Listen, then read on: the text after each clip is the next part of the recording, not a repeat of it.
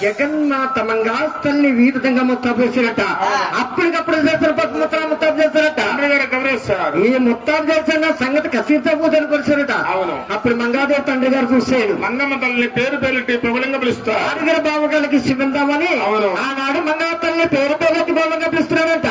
ఆనాడు తండ్రి గారమ్మో ఎంతో గారం కాబట్టి కన్యాకుమార్తెని ఎలా పిలుస్తున్నాడా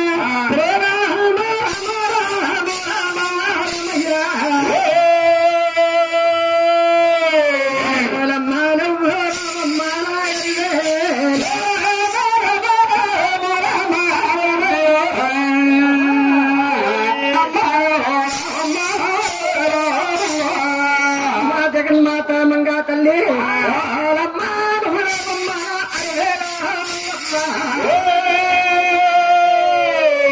గోడల్లో